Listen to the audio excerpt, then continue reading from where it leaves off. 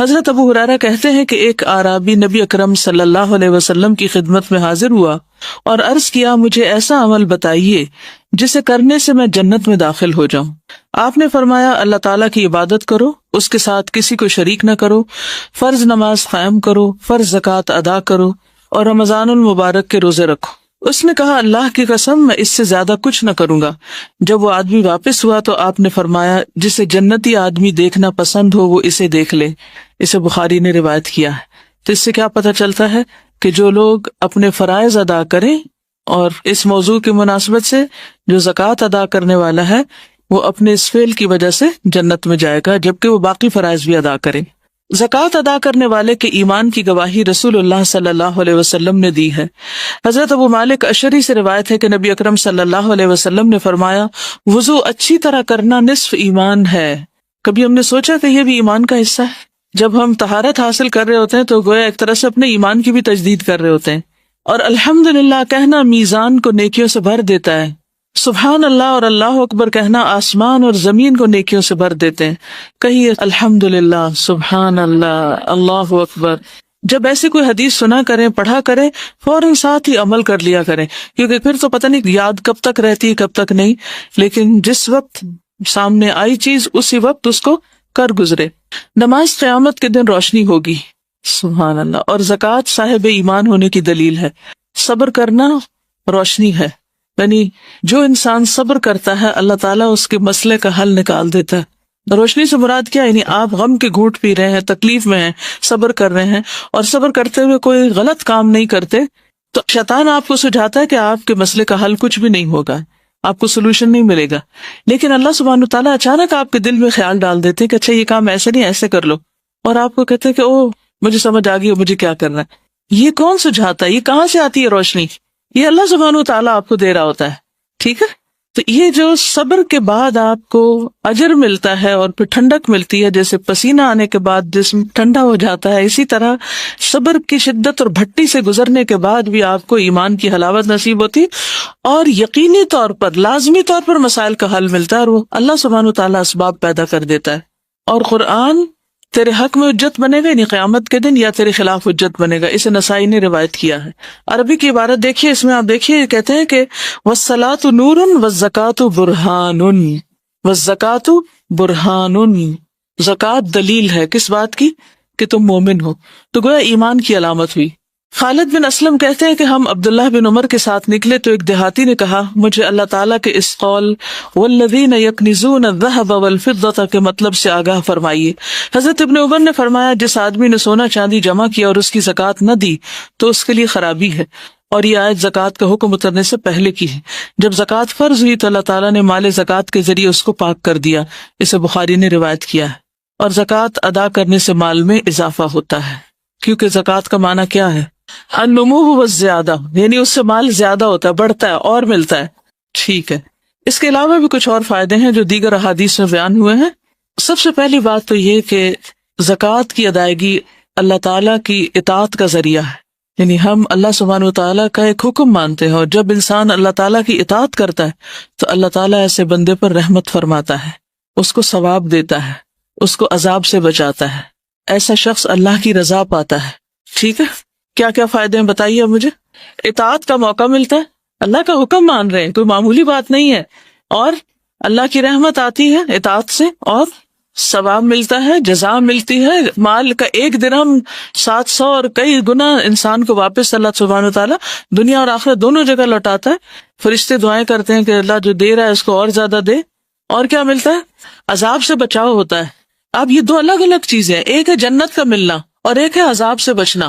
بعض لوگ جنت میں جائیں گے لیکن عذاب بھگت کے، ٹھیک، اور بعض لوگ جنت میں جائیں گے عذاب کے بغیر ہی۔ تو عذاب سے بچنے کا بھی موقع ملتا ہے انسان کو، کیونکہ مال کا دینا انسان کے لیے ایک حفاظت کا ذریعہ بن جاتا ہے۔ آگے انشاءاللہ ہم دیکھیں گے کہ کس طرح قبر میں حفاظت ہوتی ہے زکوٰۃ اور صدقات دینے سے، اور باقی بھی حشر کے دن کیا انسان کو فائدے ہوں گے۔ اور پھر یہ ہے کہ اللہ کی رضا حاصل ہوتی ہے، پھر اللہ سبحانہ وتعالیٰ کے قرب کا ذریعہ ہے۔ اللہ عز و جل فرماتا ہے، جو شخص میرے کسی دوست کی تذلیل کرتا ہے وہ مجھ سے جنگ کو حلال کر لیتا ہے۔ یعنی ایک شخص اگر اللہ کا محبوب ہے، اللہ کا پیارا ہے، اور کوئی اس کو ذلیل کرنے پہ تلا ہوا ہے تو اللہ سبحانہ وتعالیٰ خود اس سے نبٹ لیتا ہے۔ اور فرائض کی ادائیگی سے زیادہ بندہ کسی چیز سے میرا قرب حاصل نہیں کرتا. فرائض کی ادائیگی سے بڑھ کر بندہ کسی چیز سے میرا قرب حاصل نہیں کرتا. یعنی اگر آپ اللہ کے مقرب بندوں میں شامل ہونا چاہتے ہیں، شوق ہے نیئرسٹ ٹو اللہ سبحانہ و تعالی، تو سب سے زیادہ جو چیز آپ کو فائدہ دے گی وہ فرائض کی ادائیگی ہے. اپنے فرض پورے کیجیے. اور بندہ میرا قرب حاصل کرنے کے لیے مسلسل نوافل پڑھتا رہتا ہے حتیٰ کہ میں اس سے محبت کرنے لگتا ہوں. تو قرب فرائض سے ملتا ہے اور محبت نوافل سے. دوبارہ دہراؤں گی، کہیں موٹا کر کے اپنے پاس لکھ لیجئے، قرب فرائض کی ادائیگی سے اور محبت نوافل کی ادائیگی سے. پھر اگر وہ مجھ سے کچھ مانگتا ہے تو میں اسے عطا کرتا ہوں. اللہ اکبر. ہم سب چاہتے ہیں ہماری دعائیں قبول ہوں. اگر دعا کرتا ہے تو اسے قبول کرتا ہوں. اور مجھے اپنے کسی کام میں ایسا تردد نہیں ہوتا جیسا اپنے بندے کی موت پر ہوتا ہے، کیونکہ وہ موت کو پسند نہیں کرتا اور میں اسے تنگ کرنا اچھا نہیں سمجھتا. تو جو لوگ اللہ کے مقرب اور محبوب بندے ہوتے ہیں، اللہ سبحانہ و تعالیٰ انہیں موت کی تکلیف بھی نہیں دینا چاہتا. اللہ کی تائید پھر انسان کو حاصل ہونے لگتی. تو زکوٰۃ کی ادائیگی صرف ایک بوجھ سمجھ کے لے کے، اچھا کتنے پیسے ہیں کیلکولیشن کرو، اتنے روپے بن گئے، اتنا زیور سے اتنے تولے سونا ہے، اتنے وہ بن گئے، اچھا اتنے بنتے، چلو لفافے میں ڈالو اور جا کے دے آؤ جہاں دینا ہے. کوئی روح نہیں، کوئی محبت نہیں، کوئی دل میں وہ احساس نہیں کہ ہم کیا کرنے جا رہے ہیں. تو کچھ بھی اللہ کے لیے دینا ہو تو بے روح نہ ہو. اس وقت اس کو گنتے ہوئے، کیلکولیٹ کرتے وقت، اس کا اہتمام انتظام کرتے وقت نہ تنگ ہونا ہے، نہ پریشان ہونا ہے. محبت کے ساتھ اس کو ادا کرنا ہے کہ مجھے اس سے اللہ کا قرب ملے گا. اور اگر میں اضافے کے ساتھ دوں گی، یعنی اس میں صدقہ بھی ڈال دوں گی، تو اللہ کی محبت نصیب ہوگی، دعائیں قبول ہوگی اور آخرت بھی اچھی ہوگی. اور جہاں تک رحمت پانے کا تعلق ہے، وَأَقِيمُوا الصَّلَاةَ وَآتُوا الزَّكَاةَ وَأَطِيعُوا الرَّسُولَ لَعَلَّكُمْ تُرْحَمُونَ، اس کی دلیل ہے. پھر ایک اور جگہ اللہ سبحانہ تعالیٰ فرماتے ہیں، وَاكْتُبْ لَنَا فِي هَذِهِ الدُّنْيَا حَسَنَةً وَفِي الْآخِرَةِ إِنَّا هُدْنَا إِلَيْكَ قَالَ عَذَابِي أُصِيبُ بِهِ مَنْ أَشَاءُ وَرَحْمَتِي وَسِعَتْ كُلَّ شَيْءٍ فَسَأَكْتُبُهَا لِلَّذِينَ يَتَّقُونَ وَيُؤْتُونَ الزَّكَاةَ. ڈائریکٹ زکوٰۃ کی بات آ گئی عمل میں کہ میں اپنی رحمت لکھ دوں گا ان لوگوں کے لیے، لازم کر دوں گا جو ڈرتے ہیں، تقوی اختیار کرتے ہیں، بچتے ہیں، بچ کے چلتے ہیں، ڈر کے چلتے ہیں، ڈر کے زندگی بسر کرتے ہیں کہ ہمارا کوئی ایکشن، ہماری کوئی بات، ہمارا کوئی قدم اللہ کو ناراض نہ کر دے. وَيُؤْتُونَ الزَّكَاةَ، اور زکوٰۃ دیتے ہیں. وَالَّذِينَ هُمْ بِآيَاتِنَا يُؤْمِنُونَ، اور وہ لوگ ہماری آیات پر ایمان رکھتے ہیں. سورۃ الاعراف 156 ہے. اس میں اللہ تعالیٰ فرماتے ہیں میری رحمت ہر چیز پہ چھائی ہوئی ہے، لیکن میں ان لوگوں کے لیے تو لکھ ہی دوں گا، ان کو عنایت کر دوں گا جو تقوی اور زکوٰۃ کا اہتمام کرتے ہیں. پھر زکوٰۃ جو ہے وہ انسان کی جان کا فدیہ بھی ہے. یحییٰ علیہ السلام کو 5 باتوں کا حکم دیا گیا تھا کہ ان پہ خود بھی عمل کرے اور بنی اسرائیل کو بھی حکم دے. ان میں سے ایک ہے، میں تمہیں صدقہ کرنے کا حکم دیتا ہوں، کیونکہ اس کی مثال اس شخص کی ہے جسے دشمن نے قید کر کے اس کے ہاتھ گردن سے باندھ دیے ہوں، مصیبت میں پھنس گیا ہو انسان. اب امیجن کیجئے، دشمن نے قید بھی کر لیا، گردن سے ہاتھ بھی باندھ دیے، یعنی ویسے بھی انسان آئسولیشن میں اور اوپر سے ہاتھ بھی بندھے ہوئے ہیں، اور پھر اسے قتل کرنے کے لیے لے چلیں اور وہ ان سے کہے کیا تم میری جان کا فدیہ وصول کرنے کے لیے تیار ہو؟ پھر وہ تھوڑے اور زیادہ کے ذریعے جس طرح بھی بن پڑے اپنی جان کا فدیہ پیش کرنے لگے، یہاں تک کہ اپنے آپ کو چھڑا لے. تو دنیا میں بھی جب حالات ایسے ہو جائیں کہ ہر چیز بند جائے تو کیا کریں؟ صدقہ دیں. اور خصوصاً اگر کوئی زکوٰۃ میں سے کمی بیشی رہتی ہو تو پہلے اس کو پورا کریں، کیونکہ نفلی صدقات زکوٰۃ کے قائم مقام نہیں ہو سکتے. واضح؟ پہلے اپنے فرض کو پورا کریں اور پھر اس کے بعد نوافل کی طرف توجہ دیں. پھر ایک اور فائدہ یہ ہے کہ گناہوں اور خطاؤں کو مٹانے کا باعث ہوتا ہے صدقہ اور زکوٰۃ. سورۃ المائدہ آیت 12 میں اللہ تعالیٰ فرماتے ہیں کہ ہم نے بنی اسرائیل سے پکا وعدہ لیا اور ہم نے ان میں 12 سردار مقرر کیے، اور اللہ نے فرمایا بے شک میں تمہارے ساتھ ہوں. انی معکم، اللہ کا ساتھ. لئن اقمتم الصلاۃ وآتیتم الزکاۃ، اگر تم نے نماز پڑھی اور زکوٰۃ ادا کری. ٹھیک، تو اس سے کیا پتہ چلتا ہے کہ اللہ کا ساتھ نصیب ہوتا ہے، اللہ کی مدد آتی ہے اس شخص کو جو زکوٰۃ دیتا ہے. اور میرے رسولوں پر ایمان لائے اور انہیں قوت دی اور اللہ کو قرض دیا، اچھا قرض، یعنی دین کے راستے میں جان مال سے مدد کی، تو یقیناً میں تم سے تمہارے گناہ ضرور دور کر دوں گا. تو اس سے کیا ہوتا ہے؟ گناہوں کا کفارہ. اور یقیناً تمہیں ایسے باغوں میں داخل کروں گا جن کے نیچے نہریں بہتی ہوں گی. پھر جس نے اس کے بعد تم میں سے کفر کیا تو یقیناً وہ سیدھے راستے سے بھٹک گیا. جنرلی بھی صدقے کے بارے میں آتا ہے کہ صدقہ گناہوں کو اس طرح ختم کر دیتا ہے جیسے پانی آگ کو بجھا دیتی. اللہ اکبر. کیونکہ گناہ انسان کے راستے کی رکاوٹ ہوتے ہیں، انسان کی نیکی کے راستے میں کیا چیز رکاوٹ بنتی ہے؟ گناہ. انسان کے رزق کے راستے میں کیا چیز رکاوٹ بنتی ہے؟ گناہ. تو اس کے لیے پھر کیا کرنا چاہیے؟ صدقہ کرنا چاہیے تاکہ رکاوٹیں دور ہو جائیں. ٹھیک ہے. سب اعمال میں افضل عمل صدقہ. اب میں صدقے کی کچھ حدیثیں بیچ میں اس لیے لا رہی ہوں کہ صدقات کی کتنی قسمیں؟ 2 قسمیں، ایک فرض اور ایک نفل. تو جب صدقے کا لفظ آتا ہے نا قرآن مجید میں یا حدیث میں، تو اس سے مراد دونوں ہو سکتے ہیں. عام طور پر جب ہم صدقہ بولتے ہیں تو اس سے مراد صرف کیا لیتے ہیں؟ نفل صدقہ. تو نفل ادا کرنے سے پہلے فرض کی فکر کیجئے. اس کے جو فضائل ہیں یا فضیلت ہے زکوٰۃ ادا کرنے کی، یہ جب صدقے کا لفظ ہے تو اس کو بھی اس میں ایک عمومی معنی میں لا سکتے ہیں کہ اس کا یہ فائدہ ہو. کیونکہ ہم پتہ کیا ہمارے ذہن میں اشکال کیا ہے؟ ہمارے ذہن میں اشکال یہ ہے کہ یہ تو فرض ہے نا، یہ کون سا احسان جتانا ہے اور اس سے ہمیں کیا ملے گا، تو فرض ادا کر رہے ہیں. یعنی جب فرض کی ادائیگی ہوتی ہے تو عموماً ہم کسی بھی چیز کی توقع نہیں رکھتے بدلے میں، جواب میں. ایسا ہی ہے. آپ میں سے کون کون زکوٰۃ دیتے ہیں؟ تھوڑا سا مجھے اندازہ ہو جائے کہ میں کن لوگوں کو پڑھا رہی ہوں جن کو کچھ پریکٹیکل ایکسپیرینس بھی ہے یا نہیں. اوکے الحمدللہ. اور کچھ نے آئندہ انشاءاللہ دینی ہے شادی وادی کے بعد جب زیور ملے گا تو. اور ہو سکتا ہے اب بھی آپ صاحب نصاب ہوں اور آپ کو پتہ ہی نہ ہو، تو آگے انشاءاللہ کھل جائے گا آپ پر کہ آپ پہ زکوٰۃ آتی ہے کہ نہیں آتی. تو آپ نے آج تک جتنی بھی زکوٰۃ دی، کبھی زکوٰۃ دیتے ہوئے یہ سوچ آئی کہ اس پہ مجھے ثواب بھی ملے گا؟ کم آتی ہے نا، کم خیال آتا ہے کہ اس پہ ثواب ہوگا یا اس سے مجھے کوئی میری بلا ٹلے گی یا اس سے مجھے اللہ کا قرب نصیب ہوگا یا جنت یا رحمت یا. تو اس لیے بہت ضروری ہے کہ ان احادیث کو ریفریش کر لیا جائے. تو حدیث میں آتا ہے کہ صدقہ گناہوں کو اس طرح ختم کرتا ہے جیسے پانی آگ کو بجھاتا ہے، اور صدقہ سب اعمال میں افضل ہے. حضرت عمر رضی اللہ تعالیٰ عنہ سے روایت ہے، کہتے ہیں کہ اعمال آپس میں فخر کرتے ہیں، تو صدقہ کہتا ہے میں تم میں سب سے افضل ہوں. اور فلاح پانے کا ذریعہ بھی ہے زکوٰۃ. قد افلح المؤمنون الذین هم فی صلاتهم خاشعون والذین هم عن اللغو معرضون والذین هم للزکاۃ فاعلون. پھر اسی طرح زکوٰۃ ادا کرنے والوں کو مساجد آباد کرنے کی سعادت حاصل ہوتی. مسجد اللہ کا گھر ہے، جو اللہ کا گھر بناتا ہے اس کو لک آفٹر کرتا ہے اللہ تعالیٰ، جنت میں اس کا گھر بناتے ہیں. تو جو لوگ زکوٰۃ دیتے ہیں اللہ تعالیٰ ان کو توفیق دیتے ہیں کہ وہ مساجد کو آباد کر سکیں. اس سے پتہ ہی چلتا ہے کہ فرائض ادا کرنے سے، خصوصاً مالی فرض ادا کرنے، زکوٰۃ ادا کرنے سے انسان کے لیے نیکیوں کے مزید دروازے کھلتے ہیں اور اللہ کے دین کی خدمت کا موقع ملتا ہے.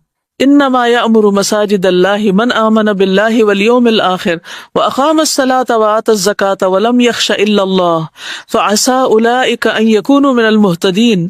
اللہ کی مسجدیں تو وہی آباد کرتا ہے جو اللہ اور آخرت کے دن پر ایمان لایا اور اس نے نماز قائم کی اور زکوٰۃ ادا کی اور اللہ کے سوا کسی سے نہ ڈرا، تو یہ لوگ امید ہے کہ ہدایت پانے والوں میں سے ہوں گے. تو اللہ کی مسجدیں کون آباد کرتے ہیں؟ جو ایمان لاتے ہیں اور نماز اور زکوٰۃ کی پابندی کرتے ہیں. ٹھیک ہے. زکوٰۃ ادا کرنے والے اللہ کی مخلوق میں سے بہترین لوگ ہیں. ابو ہریرہ کہتے ہیں نبی صلی اللہ علیہ وسلم نے فرمایا، کیا میں تمہیں مخلوق میں سب سے بہتر آدمی کے بارے میں نہ بتاؤں؟ صحابہ نے عرض کیا کیوں نہیں یا رسول اللہ؟ فرمایا وہ آدمی جو اپنے گھوڑے کی لگام پکڑے، اللہ عز و جل کی راہ میں نکل پڑا ہو اور جہاں ضرورت ہو وہ اس پر سوار ہو کر جائے. یعنی اللہ کے راستے میں نکلا، جہاں ضرورت ہے اس پہ جاتا ہے. کبھی اس نے روکا ہی نہیں کہ یہ میرا پرسنل گھوڑا ہے اور میرے ذاتی کاموں کے لیے ہے اور میں اس پر اب کوئی اور اللہ کے راستے کا کام کیسے کروں. جیسے عام طور پر ہم جب ذاتی ضرورت کے لیے کہیں گاڑی دوڑانی ہوتی ہے تو خوشی سے جاتے ہیں، لیکن اگر دین کے کام کے لیے کہیں نکلنا ہو تو ہم سوچنے لگتے ہیں کہ اس کا پیٹرول کون دے گا. فرمایا کہ اللہ کے راہ میں نکل پڑا ہو، جہاں ضرورت ہو وہ اس پر سوار ہو جائے. پھر فرمایا کیا میں تمہیں اس کے بعد والے آدمی کے بارے میں بتاؤں کہ اس کے بعد کس کا درجہ افضل؟ تو وہ ہے نمبر 1 ٹاپ کلاس. اور سیکنڈ نمبر پہ کون ہے مقابلے میں؟ صحابہ نے عرض کیا کیوں نہیں ہے اللہ کے رسول صلی اللہ علیہ وسلم، آپ ہمیں ضرور بتائیے. فرمایا وہ آدمی جو اپنی بکریوں کے ریوڑ میں ہو، یعنی بکریاں چراتا ہے، چرواہا ہے بظاہر دنیا میں، چرواہا شیپرڈ. کبھی کسی نے چرواہا دیکھا؟ اچھا کوئی بتائے گا دیکھ کر کیا خیال آیا؟ ہے بیچارہ مسکین. اور مجھے پتہ کیا آتا ہے خیال، کہتے اللہ کو اس کی بکریاں خرید لے. کیونکہ ہم عام طور پہ کب دیکھتے ہیں چرواہے؟ جب عید کا موقع ہوتا ہے نا تو وہ شہر میں لیے پھر رہے ہوتے ہیں. وہ جس سڑک پہ جاؤ وہاں وہ ساتھ لے کے تو چرا رہے ہوتے ہیں اور لے جا رہے ہوتے ہیں. تو فکر ہو رہی ہوتی ہے کہ پتہ نہیں ایسے واپس نہ چلے جائیں کہ کتنی سال بھر محنت کی ہے انہوں نے اور اب یہ. تو بہرحال ہمارے دل میں یہی خیال ہے، میرے دل میں تو کم از کم رحم آتا ہے ان پر. لیکن اللہ کی نظر میں اس کا مقام کیا؟ اگر وہ نماز قائم کرے اور اس کی زکوٰۃ دیتا ہو. یاد رکھیے جو مال بڑھتا ہے اس پہ زکوٰۃ ہوتی ہے. جو مال بڑھتا ہے جیسے بکریاں بڑھتی ہیں، تو جو بکریوں کے ریوڑ میں ہو نماز ادا کرے اور زکوٰۃ ادا کرے، کیونکہ اس کی دنیا وہی بکریاں ہیں نا، وہ ان کو چھوڑ کے نماز نہیں پڑھے گا کہ یہ کہیں گم نہ جائے، ادھر ادھر نہ نکل جائے، تو وہ اس حال میں بھی نماز پڑھتا ہے اور پھر دھیان رکھتا ہے اپنا پورا نصاب کا، وہ گن کے رکھتا ہے کہ کتنی بکریاں میری، اس میں سے کتنی زکوٰۃ ہوگی، کس تاریخ کو زکوٰۃ ہوگی، اور وہ اس کی زکوٰۃ ادا کرتا ہے۔ اور فرمایا کیا میں تمہیں مخلوق میں سب سے بدتر آدمی کے بارے میں نہ بتاؤں؟ صحابہ نے عرض کیا کیوں نہیں؟ فرمایا وہ آدمی جس سے اللہ کے نام پر کچھ مانگا جائے اور وہ کچھ نہ دے، جس سے اللہ کے نام پر کچھ مانگا جائے اور وہ کچھ نہ دے، یعنی صدقہ نہ کرے۔ پھر وہ لوگ بھی اللہ کو پسند ہیں جو زکوٰۃ کا حکم دیتے ہیں، جیسے انبیاء، وَاذْكُرْ فِي الْكِتَابِ إِسْمَاعِيلَ إِنَّهُ كَانَ صَادِقَ الْوَعْدِ وَكَانَ رَسُولًا نَبِيًّا وَكَانَ يَأْمُرُ أَهْلَهُ بِالصَّلَاةِ وَالزَّكَاةِ وَكَانَ عِندَ رَبِّهِ مَرْضِيًّا۔ کہ اسماعیل علیہ السلام اپنے رب کے بڑے پسندیدہ تھے، کیونکہ ان کی صفات میں کیا کیا چیز شامل تھی؟ صادق الوعد، سچے تھے وعدے کے، اور صرف خود نہیں نماز اور زکوٰۃ ادا کرتے تھے بلکہ اپنے گھر والوں کو بھی حکم دیتے تھے۔ تو اگر آپ رب کا مرضیہ بننا چاہتی ہیں تو صرف نام رکھنے سے کافی نہیں ہوگا تو مرضیہ نام رکھ لیں اپنا، بلکہ کیا کرنا پڑے گا؟ خود ادا کرنے کے ساتھ ساتھ گھر والوں کو بھی بتانا پڑے گا۔ آپ کچھ شیئر کر رہے ہیں گھر جا کر کہ کچھ نہیں بتا رہے؟ گھر جا کر امی کو کیا بتایا؟ لائیو کلاس لے لیں۔ آپ نے خود کیوں نہیں بتایا؟ یہ بھی ایک نیکی کا کام ہے کہ آپ نے کسی کو راہ لگا دیا، لیکن خود بھی بتانا چاہیے، ٹھیک ہے؟ ایک ایک بات گھر جا کے ضرور شیئر کیا کریں، کم از کم چہرے والی بات ہی سب کو شیئر کر دیتے۔ الحمدللہ کہتی ہے کہ انہوں نے ایک بات بتائی تو ہسبینڈ کہتے ہیں سب کیوں نہیں بتاتی، اور بھی بتائیں۔ الحمدللہ بہت اچھی بات ہے۔ اور ہاسٹل والے کیا کر سکتے ہیں؟ آپس میں ڈسکس کریں، برین اسٹارم کریں، اور اپنے جذبات کا اظہار کریں کہ ایک چیز کو پڑھ کے آپ کے دل میں عمل کی کیا خواہش پیدا ہوئی ہے، لیکن علمی گفتگو اور آپس میں ایک دوسرے سے تذکرہ، مذاکرہ، ڈسکشن علم کو پختہ کرنے کے لیے بہت ضروری ہے، ٹھیک ہے؟ پھر مال کا شر اور وبال دور کرنے کا ذریعہ ہے۔ جابر رضی اللہ عنہ سے مروی ہے کہ ایک شخص نے کہا، اے اللہ کے رسول صلی اللہ علیہ وسلم، اگر کوئی شخص اپنے مال کی زکوٰۃ ادا کرے تو کیسا ہے؟ آپ نے فرمایا، جس نے اپنے مال کی زکوٰۃ ادا کی بس اس سے اس کے مال کی برائی جاتی رہے گی، یعنی اس کے مال کا شر دور ہو جائے گا، اس کا نقصان دور ہو جائے، یعنی اس کے اندر بھی خیر اور شر ہے نا۔ بعض اوقات اپنے ہی مال سے آپ ایسی چیز خرید بیٹھتے ہیں جو آپ ہی کے لیے وبال جان بن جاتی۔ مثلا گاڑی خرید لیتے ہیں جس سے ایکسیڈنٹ ہو کے انسان کا انتقال ہی ہو جاتا ہے، اور یہ تو آپ نے پڑھا ہی کہ صدقات کو اللہ تعالیٰ بڑھاتا ہے، زکوٰۃ دینے سے مال بڑھتا ہے، یمحق اللہ الربا ویربی الصدقات۔ اور پھر سورۃ الروم کی 39 آیت جو بھی بتا رہی تھی کہ فاولئک هم المضعفون۔ اور پھر یہ وعدہ بھی سورۃ سبا 39 میں کیا گیا، وما انفقتم من شیء فهو یخلفہ وہو خیر الرازقین، اور تم جو بھی چیز خرچ کرتے ہو وہ اس کی جگہ اور دیتا ہے، فہو یخلفہ، تم جو بھی چیز خرچ کرتے ہو وہ اس کی جگہ اور دیتا ہے۔ ایسا نہیں ہے کہ وہ تم سے لے لے اور پھر تمہیں دینا بھول جائے، وہ ضرور دیتا ہے، اور وہ سب رزق دینے والوں سے بہتر ہے۔ کوئی ماں باپ، کوئی بہن بھائی، دوست، عزیز، رشتہ دار، شوہر، کوئی بھی ایسا نہیں ہو سکتا کہ جو آپ کو اس طرح دے جو رب دیتا ہے۔ اور پھر صدقہ مال کو کم نہیں کرتا، ما نقصت صدقۃ من مال، اس میں برکت اور اضافہ ہو جاتا ہے، کیونکہ زکوٰۃ تو ہے ہی بڑھانے والی مال کو۔ حدیث قدسی میں آتا ہے کہ خرچ کرو تم پر خرچ کیا جائے گا، یا خرچ کرو میں تم پر خرچ کروں گا۔ رسول اللہ صلی اللہ علیہ وسلم نے فرمایا، صحیح مسلم کی روایت ہے، اللہ کا دایاں ہاتھ بھرا ہوا ہے اور رات دن کی فیاضی سے اس میں کوئی کمی واقع نہیں ہوتی۔ کیا تم نہیں دیکھتے کہ اس نے آسمان و زمین کے پیدا کرنے سے کتنی فیاضی کی ہے؟ جب سے آسمان و زمین پیدا ہوئے وہ خرچ کر رہا ہے، لیکن اس کے دائیں ہاتھ میں کوئی کمی واقع نہیں ہوتی، یعنی سب کچھ دے کے بھی کچھ نہیں ختم ہوتا۔ پھر اسی طرح اللہ سبحانہ وتعالیٰ کئی گنا بڑھا کے چیز واپس کرتے ہیں۔ ان المصدقین والمصدقات واقرضوا اللہ قرضا حسنا یضاعف لهم ولهم اجر کریم، بلا شبہ صدقہ کرنے والے مرد اور صدقہ کرنے والی عورتیں اور جنہوں نے اللہ کو اچھا قرض دیا انہیں کئی گنا زیادہ دیا جائے گا اور ان کے لیے باعزت اجر ہے۔ صدقہ اور زکوٰۃ کی دنیا میں بھی حیران کن اثرات نظر آتے ہیں۔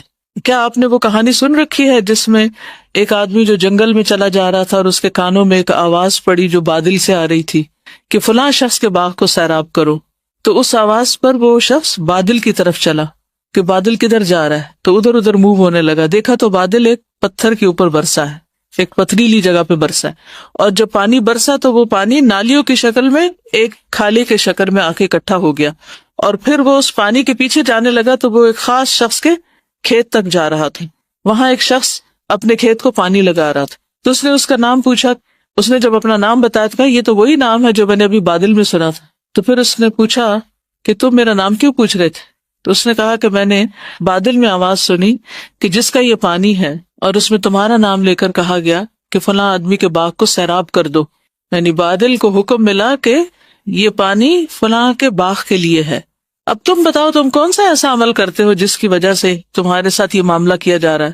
اس نے کہا کہ اگر آپ اصرار کرتے ہیں تو میں آپ کو بتا دیتا ہوں.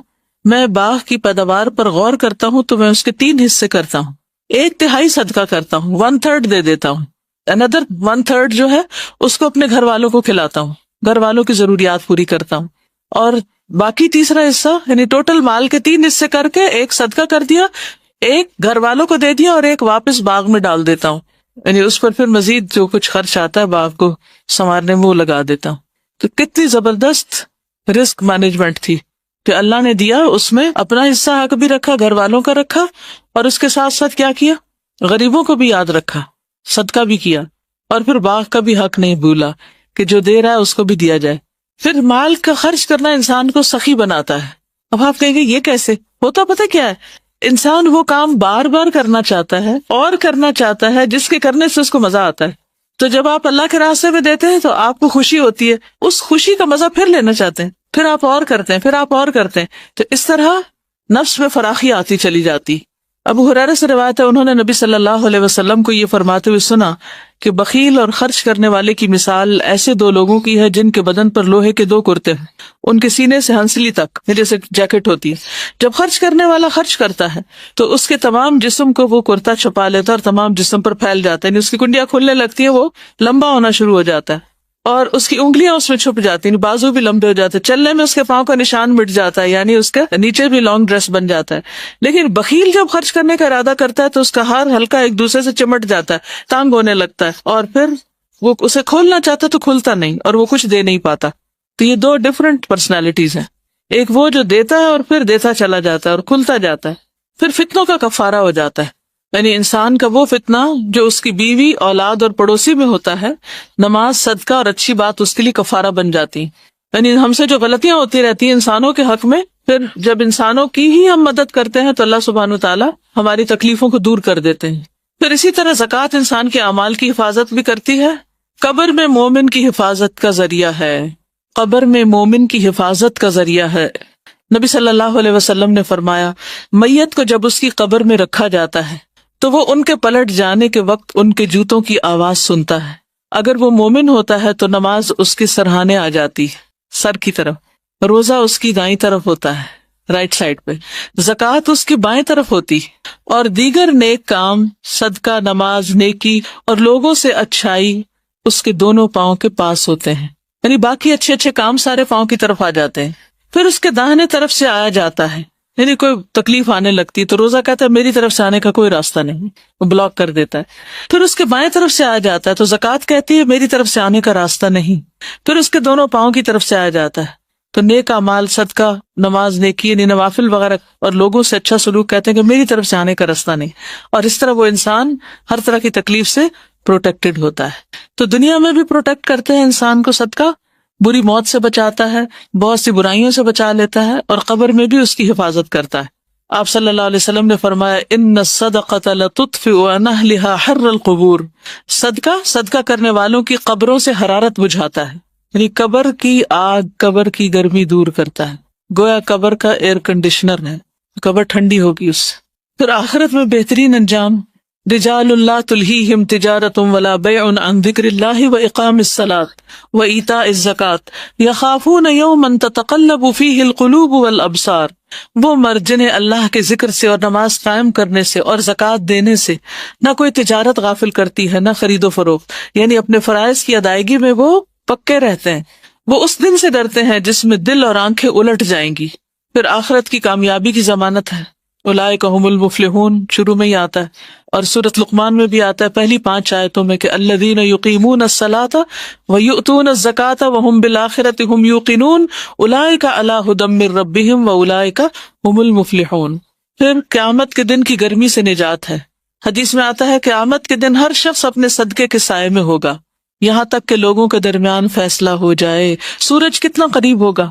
1.25 نیزے کے برابر۔ ہر شخص کو گرمی لگی ہوگی۔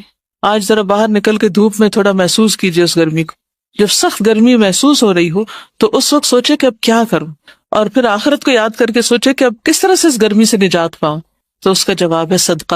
ان الذین آمنوا وعملوا الصالحات واقاموا الصلاة وآتوا الزکاة لهم اجرهم عند ربهم ولا خوف علیہم ولا هم يحزنون۔ صرف گرمی ہی نہیں، خوف اور غم سے بھی نجات ہوگا زکوٰۃ کی ادائیگی سے۔ صدیقین اور شہداء کے ساتھ رہنے کا ذریعہ ہوگا۔ جو شخص زکوٰۃ دیتا ہے، قیام کرتا ہے، رمضان کے روزے رکھتا ہے، نمازیں پڑھتا ہے، وہ شخص صدیقین اور شہداء میں شمار ہوتا ہے۔ ایک شخص نے پوچھا، آپ مجھے ایسا عمل بتائیے جو جنت میں لے جائے، تو آپ نے اس کو کیا بتایا؟ اللہ کا شریک نہ ٹھہراؤ، نماز قائم کرو، زکوٰۃ دو اور صلہ رحمی کرو۔ ایسے شخص کے لیے جو زکوٰۃ ادا کرے، جنت کے 8 دروازے کھل جاتے ہیں، جس میں اس کے علاوہ شرک سے بیزاری اور نماز قائم کرنا، یعنی جو شخص شرک سے بچے، نماز قائم کرے، زکوٰۃ ادا کرے، ایسا شخص جنت کے جس دروازے سے چاہے داخل ہو جائے۔ اور پھر دل کی خوشی سے ادا کرنا ضروری۔ ہم مانگنے سے تھک جائیں گے، گننے سے تھک جائیں گے، اللہ تعالیٰ دینے سے نہیں تھکتا، وہ سب کچھ دے سکتا ہے۔ کچھ اجتماعی فائدے بھی ہوتے ہیں، دولت ایک جگہ اکٹھی نہیں ہوتی، اور اس طرح کچھ لوگ زیادہ امیر اور کچھ غریب نہیں ہو جاتے۔ مثلاً ایک معاشرے کے اندر یا ایک سوسائٹی کے اندر اگر کل ان کے ایسٹس 1 لاکھ روپے کے ہیں اور کچھ لوگ 80% پہ قبضہ کر لیں اور باقی سب کے لیے 20% رہ جائے، تو اس سے کیا ہوگا؟ مساوات، محبت، آپس کے تعلقات کی بہتری۔ جب اس طرح کی تخصیص ہو جاتی ہے کہ کچھ لوگوں کے پاس بہت زیادہ ہے اور کچھ بیسک نیڈز بھی پوری نہیں کر سکتے، تو پھر کیا ہوتا ہے؟ اس ناہمواری سے کیا ہوتا ہے؟ آپس کے تعلقات خراب ہوتے ہیں، دشمنیاں پیدا ہوتی ہیں، قتل و غارت ہوتا ہے، اور بہت سی خرابیاں جنم لیتی۔ تو ہمارا دین کیا چاہتا ہے؟ کہ دولت ایک جگہ اکٹھی نہ ہو، وہ گردش کرتی رہے۔ کئی لا یکون دولتم بین الاغنیاء، صرف مالداری آپس میں اس کا لین دین نہ کرتے رہے، وہی بزنس نہ کرتے رہے، بلکہ وہ غریبوں کی طرف بھی منتقل ہو۔ اور اس انتقال کے لیے کئی طریقے رکھے گئے، وراثت کی تقسیم بھی اسی لیے رکھی گئی۔ پھر یہ کہ اسلامی معاشرے کو مضبوط کرنے کا باعث ہوتی ہے زکوٰۃ۔ جس کے پاس ہے جب وہ اس کا خیال رکھتا ہے، جس کے پاس نہیں ہے تو آپس میں تعلقات بہتر ہوتے ہیں، آپس کی محبتیں بڑھتی ہیں، ایک دوسرے کے ساتھ بانڈنگ مضبوط ہوتی۔ پھر مالی جرائم ختم ہوتے ہیں، چوری، ڈاکے، غصب، اس طرح کی حرکتیں ختم ہوتی ہیں معاشرے سے، جرائم میں کمی ہو جاتی۔ جس معاشرے میں صحیح زکوٰۃ ادا کی جاتی ہے، وہاں پھر سب کے پاس اگر ہو تو کسی کو شوق نہیں ہوتا چوری کرنے کا یا کسی کو قتل کرنے کا، ڈیسپریٹ ہو کے کرتے ہیں۔ جب وہ دیکھتے ہیں کہ ان کو کوئی حل نظر نہیں آ رہا تو پھر آخری حل کے طور پر وہ ایسے ہتھ کنڈے اختیار کرتے ہیں۔ چوری کرنے والے کو عام طور پہ چوری کی ضرورت کیوں پیش آتی؟ کہ اس کی ضروریات پوری نہیں ہو رہی ہوتی۔ پھر اسی طرح مالی جرائم ختم ہوتے ہیں، آپس میں بھائی چارہ پیدا ہوتا ہے۔ انسان کی فطرت میں کہ وہ اپنے محسن سے محبت کرتا ہے، الا یہ کہ جس کی فطرت مسخ ہو چکی، وہ احسان یاد نہیں رکھتا۔ 2 طرح کے لوگ ہوتے ہیں، ایک وہ ہوتے ہیں کہ جن کے ساتھ آپ چھوٹا سا احسان بھی کرو وہ ساری زندگی نہیں بولتے، آپ بھول چکے ہوتے ہیں، وہ آپ کو یاد کراتے رہتے ہیں آپ نے فلاں موقع پہ میری مدد کی تھی۔ اور کچھ لوگ ہوتے ہیں کہ جن کے ساتھ آپ بڑے سے بڑا بھی احسان کرو تو وہ اس کو لمحوں میں بھول جاتے ہیں، لیکن زیادہ تر لوگ جو ہوتے ہیں وہ احسان ماننے والے ہوتے ہیں۔ ٹھیک، اگر ویسے ہر وقت وہ نہ بھی مانے تو انہیں یاد ضرور ہوتا ہے، انسان کی فطرت میں ہے۔ لیکن جس معاشرے کے اندر احسان کا معاملہ نہیں ہوتا وہاں کبھی بھی آپس کی خوشیاں نہیں ہو سکتی۔ تو زکوٰۃ معاشرے میں خوشی پیدا کر دیتی۔ پھر اسی طرح زکوٰۃ سے فقراء کی نفرت بھی ختم ہوتی۔ عموماً لوگ جو فقیر ہوتے ہیں ان کو لک ڈاؤن کرتے ہیں، ان کو حقیر سمجھتے ہیں، لیکن جب ہمدردی کے ساتھ ان پہ خرچ کریں گے تو یہ نفرت بھی کم ہوگی، دونوں طرف سے کم ہوگی۔ فقیر کو مالدار کی نعمت دیکھ کے غصہ نہیں آئے گا، اور مالدار فقیروں کو جب دیں گے تو ان کے اندر ایک خوشی پیدا ہوگی۔ پھر اسی طرح زکوٰۃ کا ایک مصرف مقروض کی مدد کرنا بھی ہے۔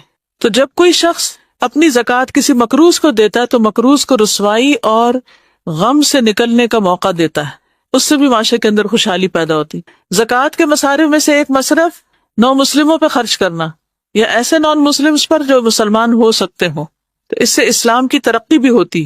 تالیف قلب کے لیے زکوٰۃ دینے کا جو حکم آتا ہے، ان کے نزدیک اسلام ایک پسندیدہ دین بن جاتا ہے جو ان کی مدد کرتا ہے، اور اس طرح ان کے شر سے مسلمانوں کو محفوظ رکھا جاتا ہے، اور یہ دین کی تبلیغ اور دعوت کا ذریعہ بھی بنتا ہے۔ آپ کو یاد ہے حضرت صفوان کے بارے میں، جنہیں نبی صلی اللہ علیہ وسلم نے جنگ حنین کے بعد پوری وادی بکریوں کی دے دی تھی، تو اپنی قوم کی طرف آئے اور کہنے لگے کہ محمد صلی اللہ علیہ وسلم کا دین قبول کر لو، کیونکہ وہ ایسا دیتے ہیں کہ جس کے بعد انہیں فقر کا ڈر نہیں ہوتا، یعنی سب کچھ ہی دے دیتے ہیں پھر بھی نہیں ڈرتے، فاقہ کشی کا خوف نہیں رکھتے۔ ایک اور روایت میں آتا ہے کہ حنین کے دن نبی صلی اللہ علیہ وسلم نے صفوان ابن امیہ کو 100 اونٹ دیے، پھر دوبارہ 100 اونٹ دیے، پھر 100 اونٹ دیے، یعنی 300 کیملز، ایسے ہی ہے کہ 300 کارز۔ صفوان کہتے ہیں اللہ کی قسم رسول اللہ صلی اللہ علیہ وسلم نے مجھے عطا فرمایا جتنا بھی عطا فرمایا، اور آپ تمام لوگوں میں مجھے زیادہ ناپسند تھے، پھر جب آپ مجھے مسلسل دیتے رہے تو آپ مجھے سب لوگوں سے زیادہ محبوب ہو گئے۔ تو اگر آپ یہ چاہتے ہیں کہ لوگ آپ سے محبت کریں، اگرچہ یہ نیت نہیں ہونی چاہیے، لیکن نفرتوں اور کھچاؤ اور خاندان کے اندر قطع رحمی اور اس طرح کے جو منفی جذبات ہیں ان کو ختم کرنے کے لیے ایک سولوشن بھی ہے۔ نیت تو اللہ کی رضا ہی ہونی چاہیے، لیکن مسائل کا حل بھی ہے۔ یعنی جب آپ دوسروں کی مدد کرتے ہیں تو اس کے دل میں جو آپ کے بارے میں بدگمانیاں ہوتی ہیں کہ یہ میری مدد نہیں کرتا، اس کو میرا خیال نہیں، وہ بھی دور ہو جاتی، محبت بڑھتی۔ دیکھیے بیوی کو شوہر سے کیوں دلوایا گیا، کبھی آپ نے سوچا؟ بیوی خود بھی تو کما سکتی تھی۔ تو جو خواتین خود بھی کماتی وہ بھی دیکھیں کہ خود کمائی ہوئی آمدنی اور شوہر کے دیے ہوئے پیسے دونوں میں فرق ہوتا ہے۔